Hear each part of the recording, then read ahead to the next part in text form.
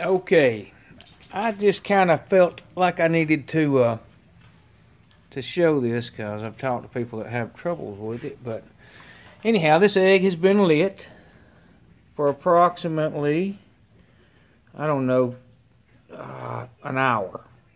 It's sitting on 255, 260 maybe, or something like that. But regardless, it's sitting there, staying warm, just staying where it needs to be. I'm sure it would rock right there for hours.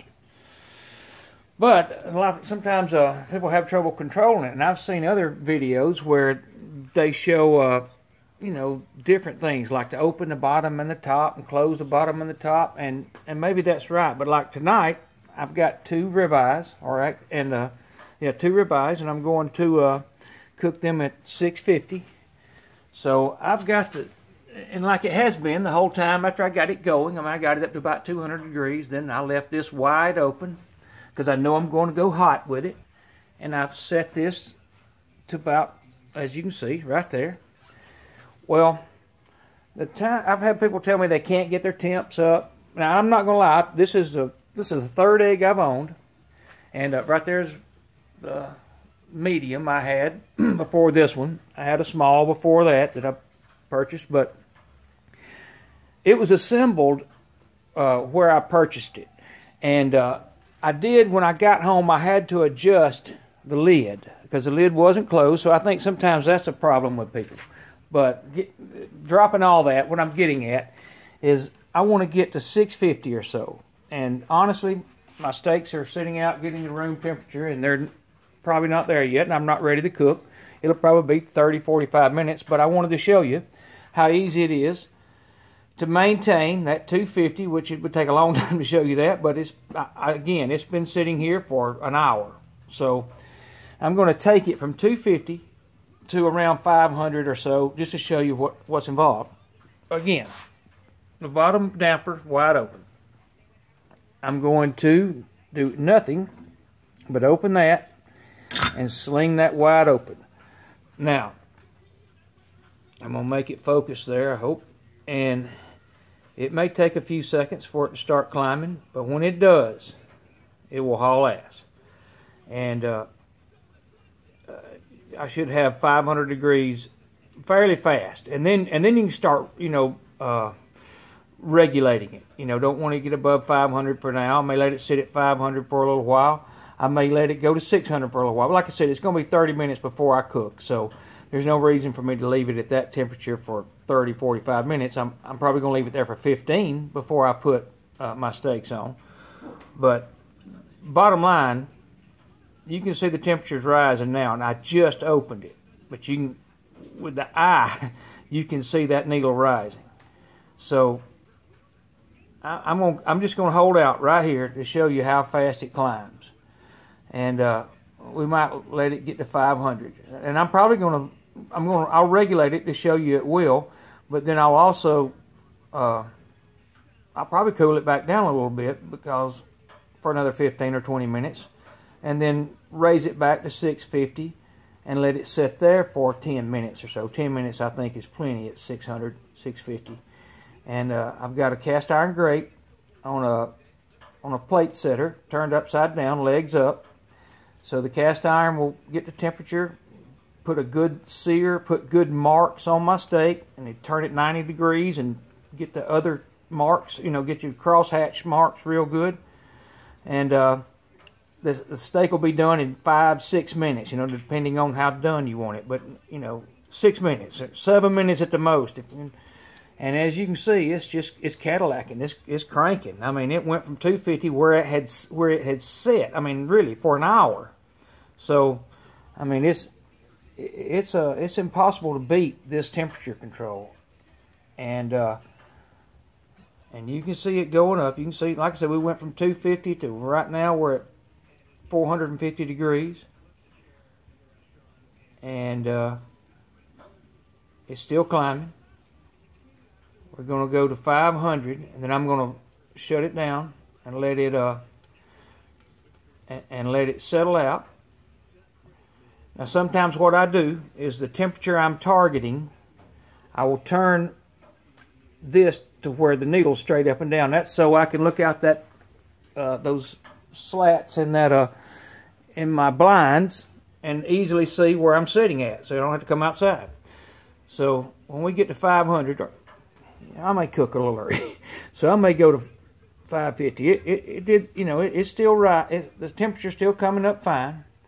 So I'm just going to go ahead and burn a little memory on my phone here and get this up just a little bit more, just to show you that it's a temperature is impossible to beat. It's just impossible to beat the control on a green egg. Like I said, it's the third one I've owned, and I've always done it this way. And I'll show you right quick, which that'll take away from my, well, it'll take away from our time if we open the lid. It makes it cool down pretty quick. But it's taking a little bit. Once it hit that temperature, it's kind of slowed a little bit between 450 and 500. But you can see it's still climbing, and I've been videoing for 6 minutes and 5 seconds. So, you know, in 6 minutes, you've got a temperature to 500 in 6 minutes, to say the least. Now, if I had this sitting at 250, I mean at 350 instead of 250, we would already be where I needed to be. So it's going to take it a minute to get to 550. But as you can see, it's climbing. Nothing wrong with the temperature, how fast it's going up here. So, but I can also show you, and like I said, if it's climbing real fast, and I would like to show you that, but it's slowed down a little bit. But you can close this lid right here. Just simply shut it back, and then regulate back to where you want, because it'll stop climbing immediately. And it's a really neat device, and it does exactly what it claims to do, and it'll hold it. It'll sit right where you may have to feather around with it. When it say, if you're looking for 550 and it climbs real fast, again, if I had it at 350, we would have already been there, and it would have climbed there even faster. So you would have had to close the lid and then regulate with these dampers on the top. I still say on the top. I hardly ever mess with my bottom ones, except when I know I'm going to cook a 250, you know, a Boston butt or brisket that I'm going to leave on for a long time. So sometimes I will fidget with that bottom one a little bit, but the top one really seems to control it really well. But what I'm getting at is, once it gets there, you close this lid down, you let it settle out, and you may feather it just a little bit. You may have to come open it a little bit more. You may have to close it a little bit more to maintain that 550. And during that time, for the 10 minutes you leave it at 550, you find right where it sits, right where you need your lid for 550, and then you get your steaks ready. You get your steaks out here, and you put them on. And like I said, 6 minutes.